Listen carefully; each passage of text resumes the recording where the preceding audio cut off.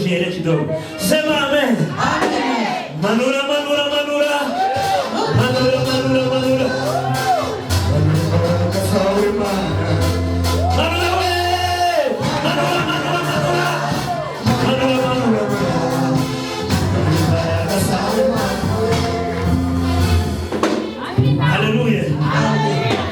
Jabatu muri myimuza mahanga hari ndirimbo na Imbaje international wewe. hari muri nasohoye bwanyu. Uko ni baba litonga nyuma. Ariko ngo nimetosheka.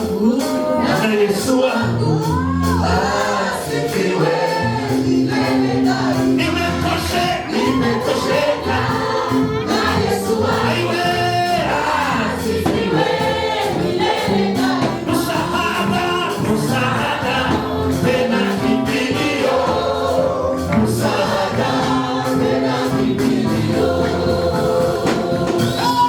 Amen. Amen. Amen. Ninaesiri naye Yesu. Yanifanya niwe jasiri. Kwa amani nayo Injili. Yanifanya niwe jasiri. Ayo. Yanitunisha. Iyo kama iyo. Hosana amen. Hallelujah. Yesu ni monia.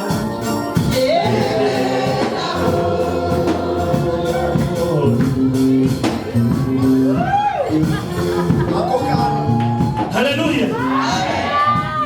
Iyi minota bampaye umwuka wera abazemo. Hallelujah. Bwana asifiwe. Hallelujah.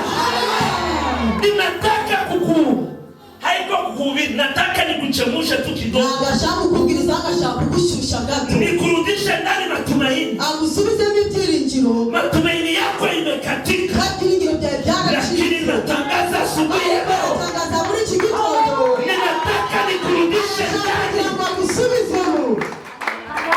Hari abantu bagenda barumye kera. Watu wanatembea na walishakauka tayari. Ukabona yambaye igitenge ariko yarumye.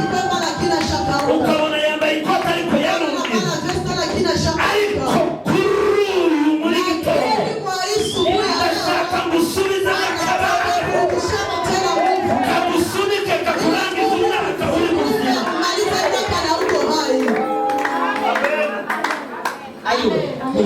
Oho, Yesu ni mambo yote.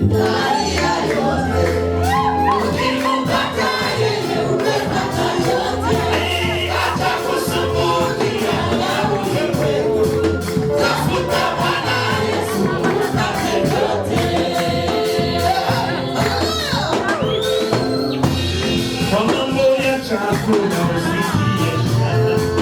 Yesu aliwanisha. Natumia picha niliyoona. Akakibarikia. Ila Yesu ni mambo yote. Ndani ya yote. Ukimupata yeye umepata yote. Acha wewe. Acha kusumbukia ya ulimwengu. Tafuta Bwana Yesu upate yote. Hallelujah. Ninaitwa Apotre Bienveni. Yitwa Apotre Bienveni. Nina kanisa Uganda na Burundi. Afite itorero Burundi n'Uganda. Huyu ni mama yangu. Uriya n'umubyeyi we. Ninamupenda sana. Aramukunda cyane. Mimi ni mwimbaji wa Rwanda. Ni umuririmbyi wo mu Rwanda. Nimeimba nyimbo inaitwa Iminsi yo kubaho. Uwo ndirimbo niwe wayiririmbye. Aha. Sasa niko hapa. Rero ni hano. Nimekuja wasalimia. Yaje kubasuhuza. Nimekuja wasalimia. Yaje kubasuhuza. Mwana wanje. Ikivuga. Yose ndabyumva. Kandi mbere kubibwira. Bwana maze kubibona.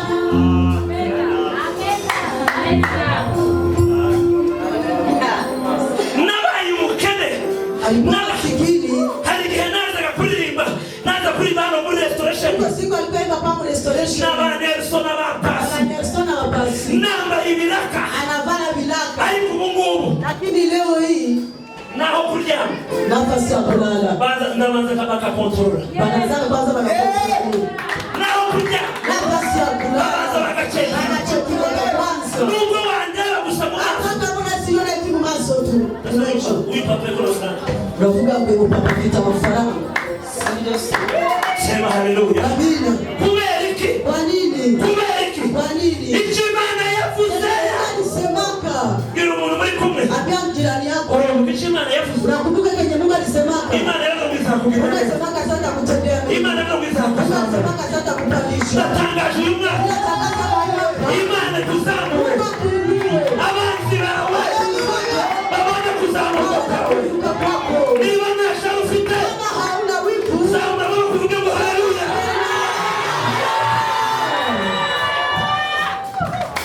hari umukobwa uri hano amaze gupfisha mariage wowe ndaguhamagara ngo uze hano kandi abazica na venye wanaharibisha ni bene wanyu ni ndugu yako.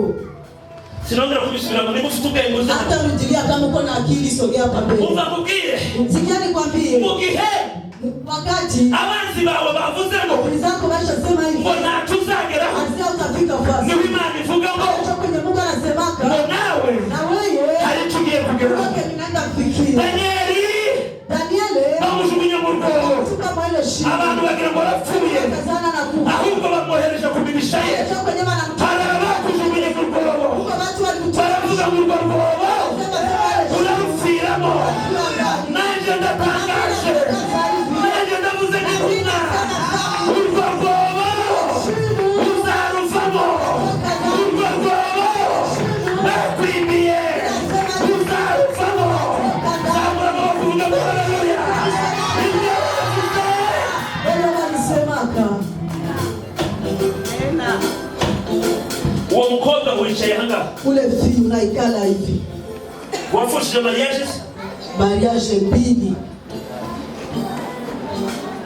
ategereje ko muhaguruka singuhagurutsa navuze mu mwuka Tunachunga nikusimamishe. Niko nasema kiroho. wakoze mu mwuka uhaguruke Ushako mara kiroho. Simama.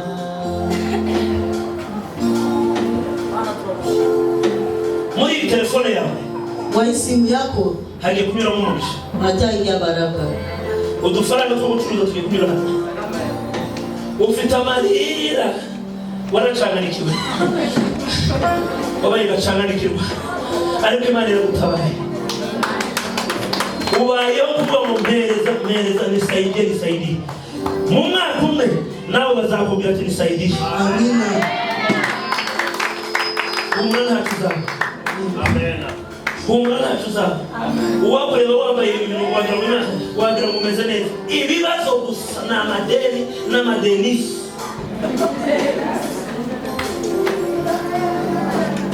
haleluya haleluya haleluya banza ufate umukobwa umubwira ngo hari urwobo Kamata jirani yako muulize eske hari urwobo urimo uko shima ambaye yuko ndani. hari urwobo urimo Uko shima ambaye yuko ndani. hari urwobo urimo Uko shima ambaye yuko ndani. hari urwobo urimo Uko shima ambaye yuko ndani. hari urwobo urimo Uko shima ambaye yuko ndani. hari urwobo urimo Uko shima ambaye yuko ndani. niba uri mu rwobo Uko mshimu Imana izakuvana mu rwobo kutoshaka mahali shimu. urwobo rw'ubukene Shimu ya masikini. urwobo rw'amagambo Shimu ya maneno.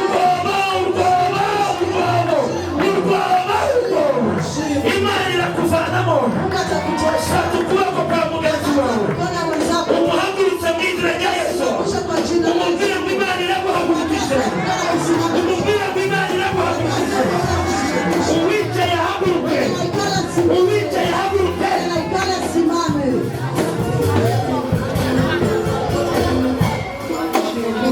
ufite ubwoba bwo kuvuga ubutumwa bw'Imana niwanga Imana iragukubita inkoni ntabwo wahamagariwe kwicara ahantu hamwe Tanzania Uganda Kenya biragutegereje na Kongo iragutegereje ni Burundi haragutegereje na Zambia iragutegereje ariko ufite ubwoba bw'iki umaze umwaka wose ufite ubwoba n'icyo ushaka utajya wumva ijwi ry'Imana nutumvira Imana ubukene buraje wawe utasikia vile na masahani takauka na masafuri takauka ariko nutangira kugenda imigisha yawe yose irafunguka mu izina rya Yesu Nasema kila mtu asimame. Aravuze ngo buri umwe wese nahaguruke. Na hata kama uko na mtoto simama. Yo ufite umwana gerageza uhaguruke.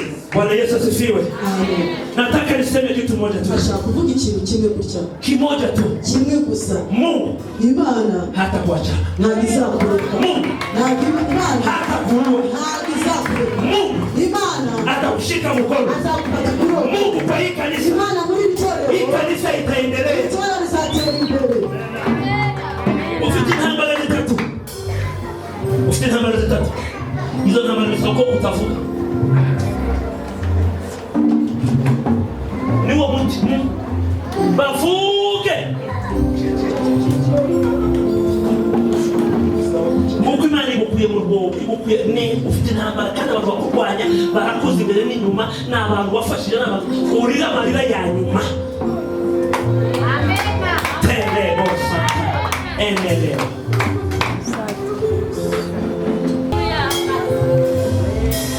Shika mwenzako mkono. Mimi niko na matatizo mbele sana. Wao kiganza ni gusoza.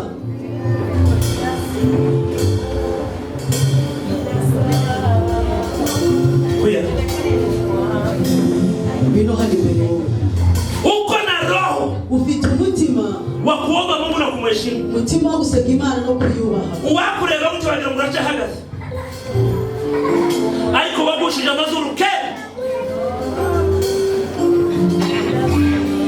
Unabakilia tu kukitenge. Usiwe gusa kukitenge. Lakini Mungu anakurudisha tena. Imani inakugarulia. Imani ya kurota. Imani y'ubuhanuzi yageze mu kanwa kawe. Wewe unalotaka vitu vinakuwa.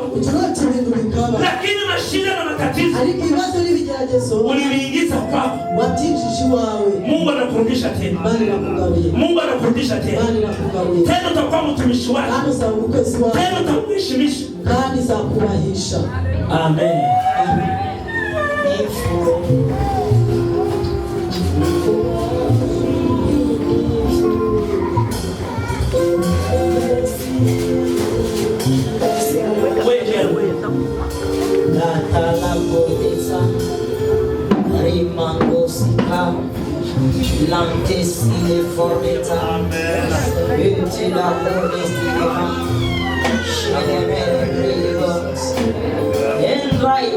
Acha niseme hivi. Nikasema avuge kucha.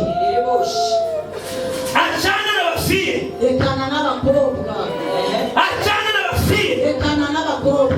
Ukiendelea kuwafie, ukaweza kuja mu bakobwa. Utakufa. Uzapfa. Wewe utaishi France. Uzaba mu Faransa. Lakini wanawake wanataka kukumaliza. Ariko abakobwa bashaka kukurangiza. Wanataka uende sinisia. Wanashaka ngo bice jo hawe. Jaribu wachane nao. Ikigeragezo cy'abakobwa bareke. Wende kusakungulia mama. Ndakora ku maguru y'umubyeyi. Na hamu ya kapombe na hamu ya nini vyote vikimbia. Agatima kizinga ngotika. Ajende kizina cha Yesu. Sema haleluya. Amen. Hebu niambie mikono sema amen. Sema amen.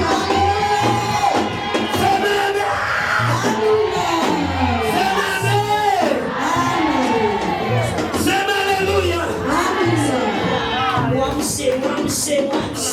Jina lako litukuzwe ndani mwake kwa kuwa unastahili. Kwa upande wake kwa kuwa nitegemea unastahili susuje tala mbele kumeseketa. Uwezo wako uonekane kwa kiwa ya Yesu. Bwana yake ya huyu yuko hapa. Mungaba uli mama Maria. Alikukazi. Nani ndugu yako mwenye hapa? Mupate kwa uli hana nini. Bwana Yesu asifiwe.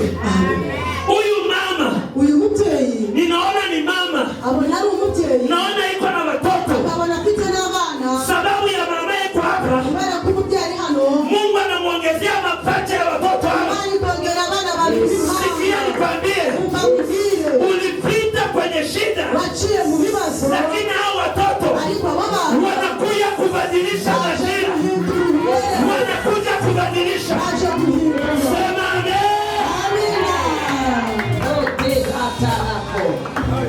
Rimando sikaya. Umezekwa ngwana wabanga. Ulishachukiliwa na wanaume ngapi? Na ndakubwira umezekwa ngwana wabanga. Kila siku kila saa.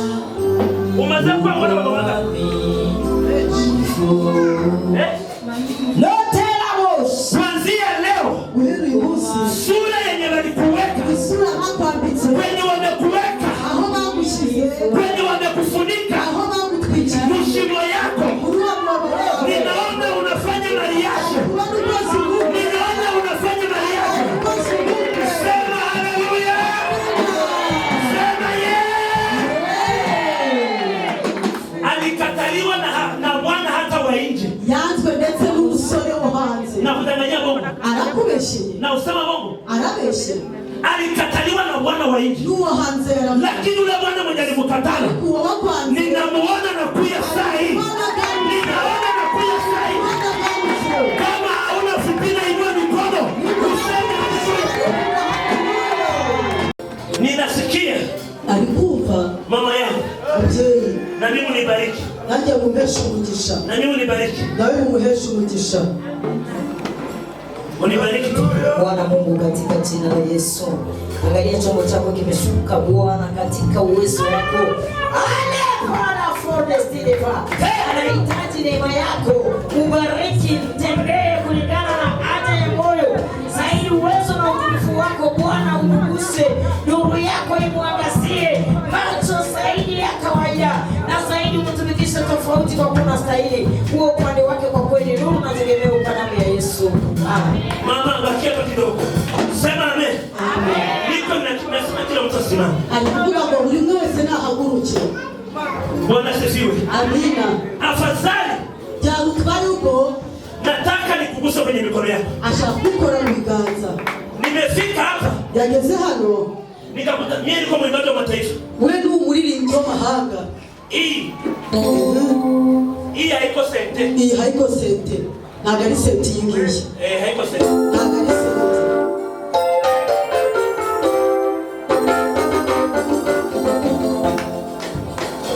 Haiko sente. Ntabwo ari sente. Afadhali Jarutwari uko siku moja museme umunsi umwe muzavuge apotre alipitaga hapa. Apotre aciye hano. Bwana Yesu asifiwe sana. Amen. Nataka tu Arashaka ko mama simama. Ubyegera imbere. Tufanye isimu. Tukora akamenyetso. Haiko franga sasa niko natoka nenda kubiri fasi nyingine. Ntabwo ari amafaranga ashaka agiye kuva hano. Haiko franga naweka mposhi. Ntabwo ari yari gutware. Lakini magharibi ndio kuwasalimia. Ariko nimugoroba baraza kubaramutsa. Kuko muti ko na cancer harabantu bohereje kanseri y'imiyaga. Kuko watu ambaye maisha tupigwa kanseri ya muhewa. Bako hapa batano. Biko hapa batano. Balozi wanatuma sida ya bongo. Biko benye biko na ya bongo. Kanseri ya bongo. Balozi bohereza fungu kumutwe. Kuna balozi wanatuma kanseri ya bongo. Balozi bohereza kanseri z'ibinyoma. Sida ya bongo. Sida zo kubesha. Pressure ya bongo. Ndetse n'imivuduko yo kubesha. Ni lazima hiyo vitu tuviponde. Ibyo bintu tubimenagura. Bitoke ku watu wa Mungu. Bive ku bantu b'Imana. Nataka ukamate sadaka yako. Ashaka gufata ituro ryawe. Ni haiko sadaka ni kuzi. Tufanye ingine kitu hapo. Ntabwo ari ituro kugira ngo tugire icyo dukora hariya. Mama sasa atakuya Kampala ndampatia milioni 1. Umubyeyi naza Kampala azamuha milioni 1. Lakini na wewe ariko nawe sababu sina muda. Kubera ko nta mwanya afite. Nataka tu nikugusa kwenye mikono yako. Ashobora gukora mu biganza. Kama uko na 1000, kama uko na 2000, kama kuya tuko hapa. Bicyangwa bibiri birushira hano. Kuya tuko hapa. Birushira hano. Na ni ugusa kwenye mikono yangu. Hano ukora mu biganza. Nitaanza na hapa nimalize hapa. Hano arangiriza. Tuko tu hapa yenye uko nayo. Uko kama uko na senti vile kama kushira. Fanya tu ni ngapi tuseme? Fanya ni Mungu kubariki. Wewe ndio watu mwengi usondoe ndio mama. Mungu akubariki. Mfanye haraka. Mungu akubariki. Mungu akubariki. Imani bahumugisha. Mungu akubariki. Mungu akubariki. Mungu akubariki. Munifanyie haraka. Hata na samba wao unaweza kaitoa. Mungu akubariki. Munifanyie haraka. Mungu akubariki. Mungu akubariki. Mama, Mungu akufanyie. Mungu akubariki. Mungu akubariki. Mungu akubariki. Mungu akuinue. Mungu akuinue. Fanya haraka. Mungu akubariki. Mungu akubariki. Unaweza kuwa na mtoto mgonjwa na mtuma tu. Mungu akubariki. Mungu akubariki. Mungu akubariki. Mungu akubariki. Mungu akubariki. Baada ya kukuja kufanya haraka. Mungu akubariki. Mungu akubariki. Mungu akubariki. Mungu akubariki. Mungu akubariki. Mungu akubariki. Mungu akuinue. Tufanye haraka. Mungu akuinue. kwenye shimo. Mungu akubariki. Mungu asikuaibishe. Mungu akubariki. Mungu akubariki. Mungu akuinue. Mungu akuinue. Mungu akubariki. Mungu akubariki. Mungu asikusahau. Mungu akubariki. Mungu akubariki. Mungu akuinue. Fanya haraka, fanya haraka. Mungu akuinue. Mungu akuinue.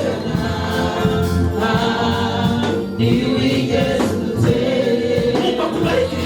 Mungu akubariki.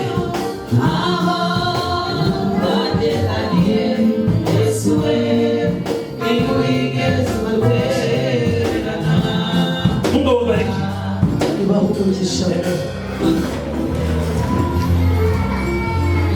Kuna mtu mmoja hari umuntu umwe anatafuta kazi, ashaka gukora.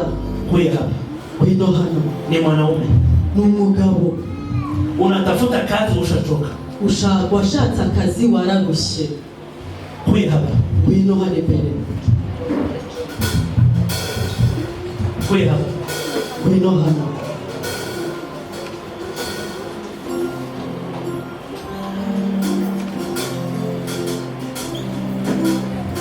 Balisema Baravuze wakati kingali kumasomo igihe ukiri ku mashuri utasomea bure, usigira ubusa, lakini kuanzia leo ariko kubera uyu munsi hiyo shimo umuntu unatoka ndani, uvuyemo, unapata kazi nzuri. akazi keza. Mungu akubariki. Imana ikuvugishe, Mungu akuinue. Imana ikuzamure, Mungu akufanikishe Imana ikuonyeshe katika jina la Yesu. izina rya Yesu.